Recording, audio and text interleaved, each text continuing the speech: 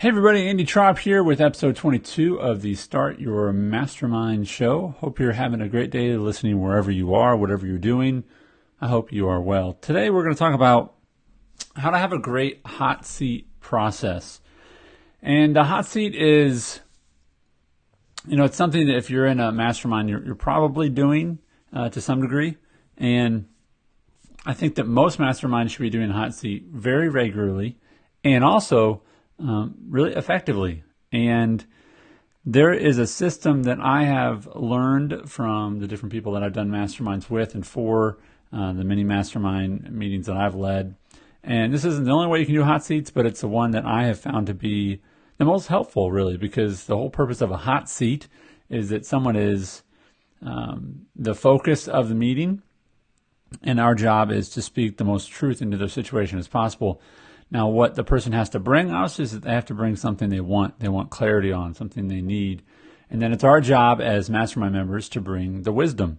So you always have wants and wisdom in a healthy mastermind. And there's always an exchange of those two things happening constantly in order for you to have a healthy mastermind. So this is my system for how to run an effective hot seat. If you want a graphic to show you sort of how to do this more specifically, maybe one you can share with your mastermind as a guide, then you can download that by going to takepermission.com and just look for the Start Your Mastermind Show.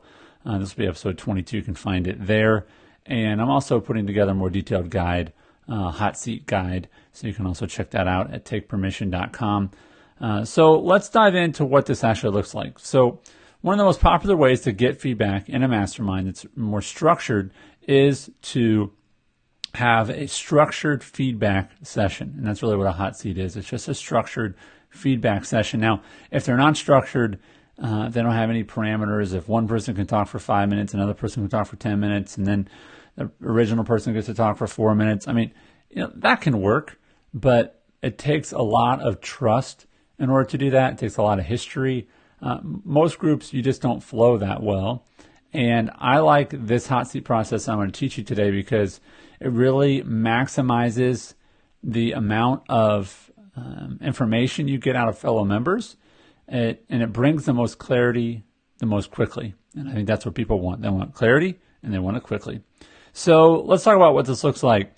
So one of the most important parts about a hot seat is that you actually solve the problem, that you get some clarity on what is being brought forth. And what's important is that the first step is you have to get a really good question, right? If I say, I'm unhappy. All right, everybody go. Let's talk about that for 60 minutes. Well, no, that's not a good use of our time. So a structured feedback session, you have to clarify what the true problem is. And so I do this through this set of numbers, 25252 or 36363. And those are amounts of minutes for each step. So there's 5 steps. And the first, third, and fifth are the short sessions, and the second and fourth are the longer ones. Let me explain what that looks like.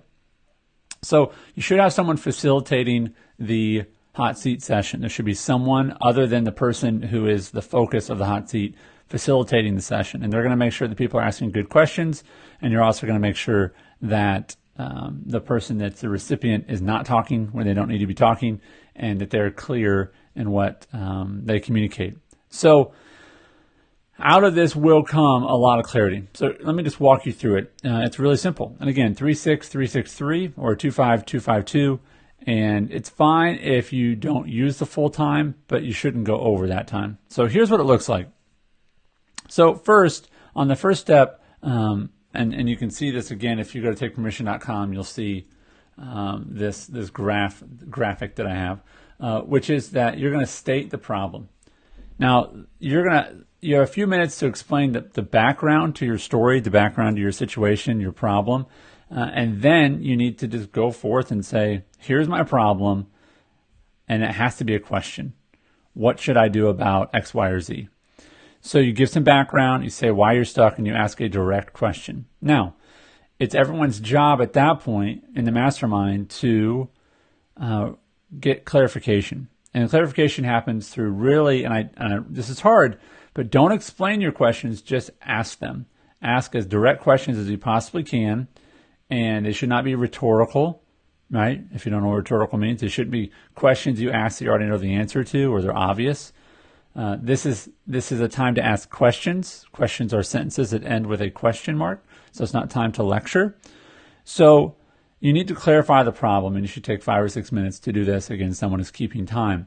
And so you want to ask really direct questions, and I think the goal here is to ask as many questions as you can, as quickly as you can. And the goal here is to get clarity on the original problem, to see if that's really the problem. After that session, or section of the session, then you're going to have the person restate the problem. So first they state the problem, then you have them clarify the problem. Next, you're going to have them restate the problem. And they're going to very often, when they restate the problem, it's going to be a different question than the original question. And that's a good thing. It's not required, doesn't have to be different, but it's a good thing when you get more clarity. So when you restate the problem, you're going to restate the specific problem in the form of a question. So for instance, I might say, hey, I want to make more money. I might say this. Hey, I want to sell this product. I want to sell more of this product. But as people ask me question, it might come that I want more money, but I don't necessarily need I don't need to sell more of that product. Maybe the answer isn't that I should sell more of that product. Maybe the answer is that I should open a coaching program, or I should whatever, So you have to get down to what the real problem is, and oftentimes the real problem is not the first question. So again, they get to restate the question. So they're going to do that. That's the third step. And this is, I think, the most fun part. And let me tell you a quick hack on how to make this more interesting and fun is keep track of points. So here's how you keep track of points. The fourth step is for people to offer suggestions. You're just going to tell him or her, here's what you should do. And when you offer suggestions, you don't need to give a speech. You just need to say, I think you should do this. You should do this, this, or this. And give them 6 or 7 different things that they should be doing. That is really important, that you're going to give them as many options as you possibly can, because they're going to not talk during this time. They're just going to be writing down whatever you're telling them. That is their job. They're not allowed to respond at all. No idea is a bad idea.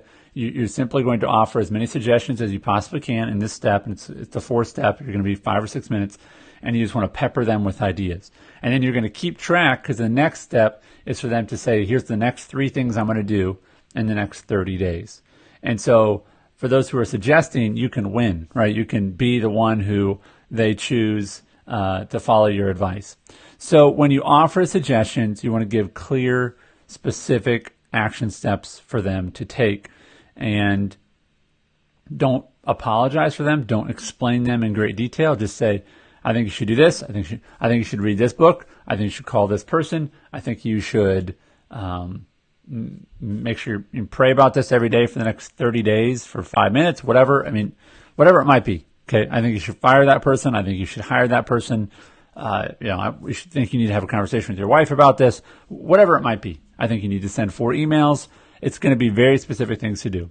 Then everyone shuts up, and you give your person in the hot seat 2 or 3 minutes. And most of that time, they're actually going to be sitting there just going through all of their options. And then after that 2 or 3 minutes, they're going to say, okay, here are the next 3 things I'm going to do over the next 30 days. And then you can keep track of points of who got their suggestions accepted. And I think that's fun. That's a very fun thing to do. So that's the hot seat process. State the problem, then get clarification on the problem, restate the problem, and oftentimes it's different than what was originally stated. And then you're going to offer solutions to them, and then the person's going to choose what they're going to do, what solution steps they're going to take to solve their problem. And of course, you can schedule a follow-up time and check in with them. But that's the hot seat process.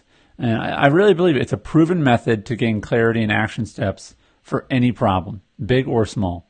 And remember, you can make it 25252 or 36363, however you want to do it. But however you do it, it really should not take longer than about 20 minutes.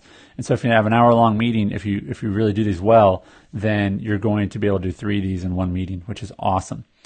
The last thing I'll say is this isn't a really good one for really emotional issues. Sometimes that you need more time to process and to talk through things and be a little more gentle. But it's very effective. I've seen in most situations with most problems. So I hope that you'll use this process. Go to takepermission.com and look for the Start Your Mastermind show, and you'll find this episode 22. You find that graphic there. And I want to know what you do to have a healthy hot seat process. And if you use this, I want to know what worked. The last thing I'll say is this. I really think the most important part of this is the moderator. The most important person here is the person that's moving people forward, that's interrupting people by saying, what's your question? Is that what your question is? Is this what you're saying? Is that your solution? Interrupting people saying, okay, we need to hear from other people. That moderator position is very, very important. So if you have any questions on this stuff, of course, you can always reach out to me, Andy@takepermission.com.